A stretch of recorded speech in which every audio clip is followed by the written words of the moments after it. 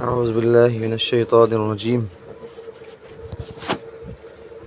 سورۃ البقرہ مدنیہ۔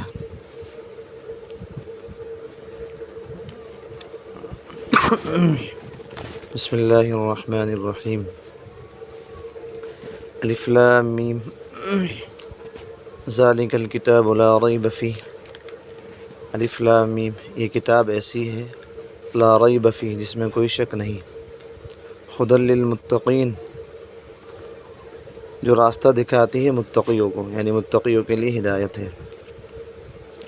الف لام میم، اس طرح کے جو الفاظ آئے ہیں قرآن میں، حامیم، الف لام میم، ان کے کچھ معنی نہیں ہوتے، بس اسی طرح نازل ہوئے۔ بعض علماء کہیں کہ الف سے مراد یہاں اللہ ہے، لام سے مراد جبرائیل ہے، میم سے مراد حضرت محمد صلی اللہ علیہ وسلم، یعنی الف اللہ کی طرف سے آیا، لام جبرائیل لائے، میم حضرت محمد صلی اللہ علیہ وسلم پہ اترا۔ لیکن صحیح بات ہے کہ ان کے کوئی معنی نہیں ہے، اللہ تعالیٰ کو معلوم ہے۔ ذالک الکتاب، یعنی یہ کتاب قرآن، لا ریب فیہ، اس میں کوئی شک نہیں ہے۔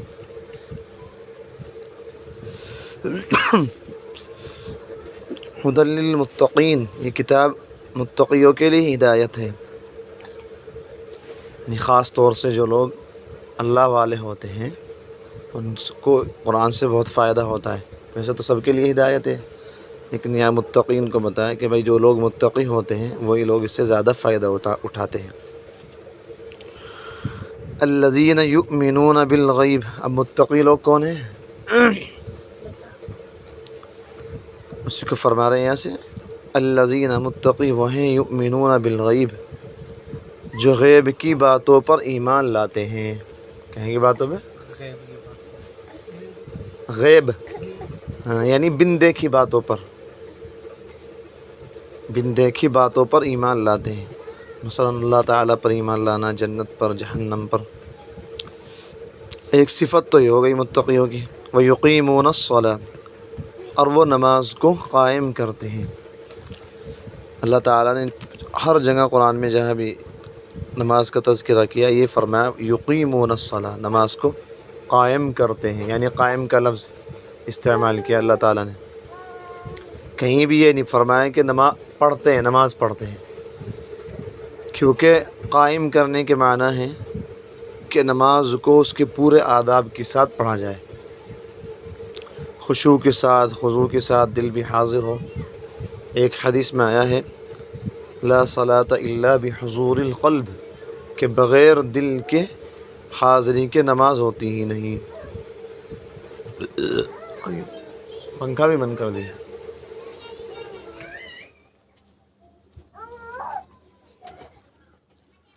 لا صلاۃ الا بحضور القلب، کہ بغیر دل کی حاضری کے نماز نہیں ہوتی۔ تو اس کی بھی فکر کرنی چاہیے ہمیں، جسم تو ہمارا حاضر ہو جا، دل کی حاضری بھی ضروری ہے۔ مطلب کیا ہے دل کی حاضری؟ مطلب دل کو متوجہ رکھے بس آدمی، بس اتنا ہی تو ہے۔ بھائی گھڑی گھڑی ذہن ادھر جا رہا تو اسے دوبارہ ذہن کو متوجہ کر دو کہ تو نماز میں ہے، یاد دلا دو اپنے آپ کو کہ کہیں اور نہ جاوے، اللہ تعالیٰ کے سامنے ہے، اللہ تعالیٰ کے قریب ہے، اللہ تعالیٰ دیکھ رہے ہیں۔ چنانچہ ایک حدیث میں آیا ہے یہاں تک کہ جب آدمی نماز کے اندر کسی دوسری چیز کی طرف متوجہ ہوتا ہے تو اللہ تعالیٰ فرماتے ہیں هل وجدت منی احسنا، کیا تجھے میرے سے بہتر کوئی چیز مل گئی جو اس کی طرف تو متوجہ ہو رہا؟ هل وجدت منی احسنا، تجھے کوئی میرے سے بھی بہتر چیز مل گئی کہ تو نماز میں بھی اس کی طرف متوجہ ہو رہا۔ تو دوسری صفت یہ ہے متقیوں کی کہ وہ نماز قائم کرتے ہیں۔ وَمِمَّا رَزَقْنَاهُمْ يُنْفِقُونَ، اور ہمارے دیے ہوئے میں سے خرچ کرتے ہیں۔ ہم نے جو ان کو مال دے رکھا ہے اس میں سے وہ زکوٰۃ بھی نکالتے ہیں، غریبوں پر خرچ کرتے ہیں۔ یہ بھی متقیوں کی صفات ہے۔ خرچ کرنا یہ بہت اچھی عادت ہے، آدمی اگر خرچ کرے، اللہ تعالیٰ مال دیں۔ خرچ کرنا تو سب کے لیے ضروری ہے، کوئی غریب ہو بھائی، اپنے اگر 100 روپے کما رہا ہو تو 100 روپے میں سے 5 روپے خرچ کر دے اللہ کے نام کے۔ آگے فرمایا والذین یؤمنون بما انزل الیک، متقیوں کی ایک صفت یہ بھی ہے کہ وہ ایمان لاتے ہیں اس کلام پر جو آپ پر نازل کیا گیا ہے۔ وما انزل من قبلک، اور اس کلام پر بھی جو آپ سے پہلے نازل کیا گیا ہے۔ جہاں بھی اللہ تعالیٰ نے اس طرح کے الفاظ فرمائے نا، بس یہ تو تذکرہ کیا کہ وہ ایمان لاتے ہیں آپ پر جو کتاب نازل ہوئی اس پر، اور آپ سے پہلی کتاب پر بھی، کہیں بعد کا تذکرہ نہیں کیا۔ سمجھ رہے بات؟ یہ تو بہت اہم بات ہے۔ اللہ تعالیٰ نے قرآن میں جہاں بھی تذکرہ کیا، اتنا تذکرہ کیا کہ مومن وہ ہیں جو آپ پر نازل ہوئی کتاب یعنی قرآن پر ایمان رکھتے ہیں، اور اس سے پہلی کتابوں پر بھی، کہیں بھی بعد کا لفظ نہیں آیا۔ تو علماء نے لکھا ہے، ذات مفسرین نے، اس سے معلوم ہو گیا کہ نبی اکرم صلی اللہ علیہ وسلم آخری نبی ہیں، کیونکہ اگر آپ آخری نبی نہ ہوتے تو اللہ تعالیٰ بعد کا بھی تذکرہ کرتے کہ مومن وہ ہیں جو ایمان لاتے ہیں آپ پر نازل ہوئی کتاب پر، آپ سے پہلی کتابوں پر اور آپ سے بعد کی کتابوں پر۔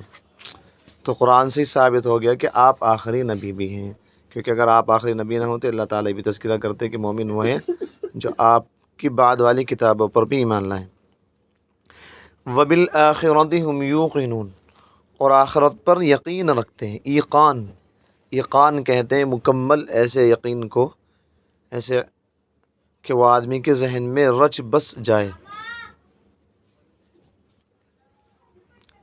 وَبِالْآخِرَةِ هُمْ يُوقِنُونَ، اور وہ آخرت پر ایمان یقین رکھتے ہیں۔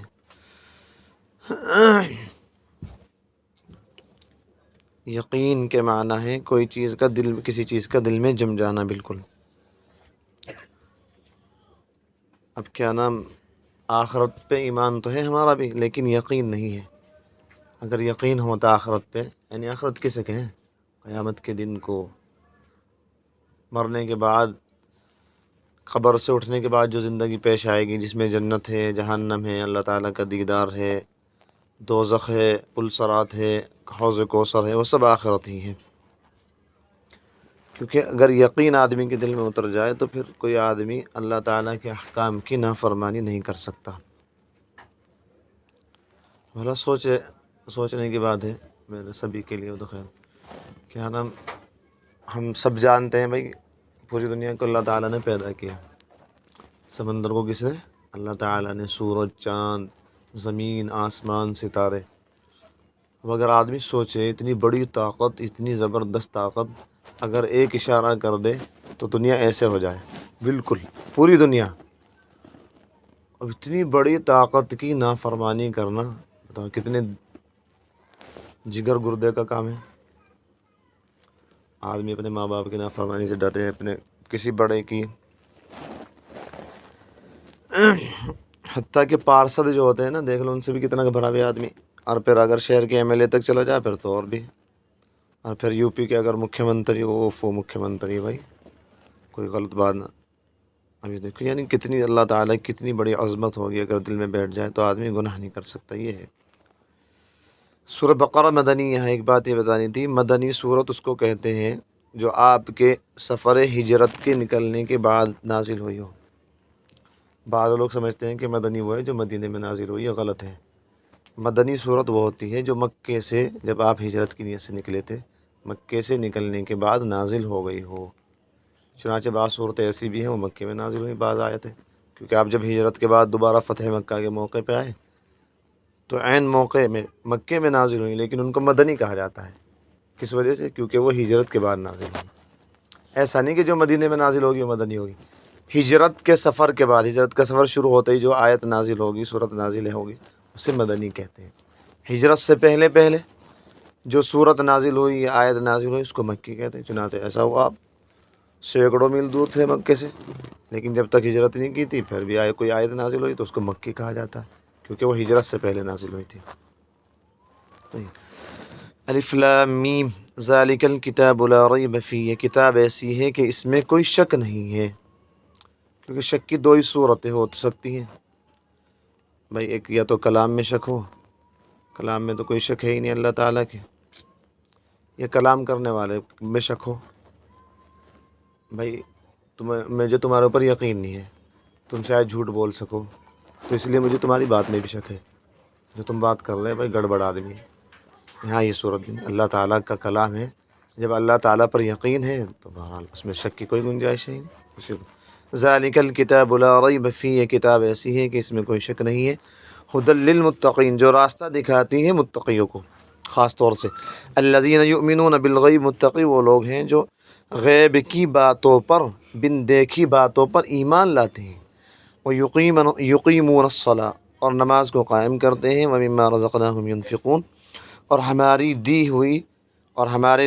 دیے ہوئے مال میں سے، رزق میں سے خرچ کرتے ہیں، والذین یؤمنون، اور متقی وہ متقیوں کی ایک صفت یہ بھی ہے، والذین یؤمنون، جو ایمان لاتے ہیں، بما انزل الیک، اس کلام پر جو آپ پر نازل ہوا، وما انزل من قبلک، اور اس کلام پر بھی جو آپ سے پہلے نازل ہوا، وبالآخرۃ هم یوقنون، اور آخرت کے دن پر یقین رکھتے ہیں۔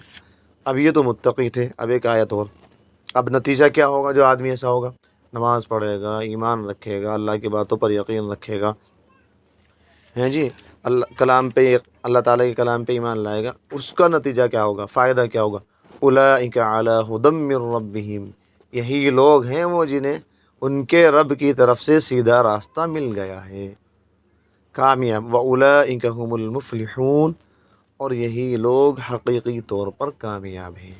وآخر دعوانا ان الحمد للہ رب العالمین۔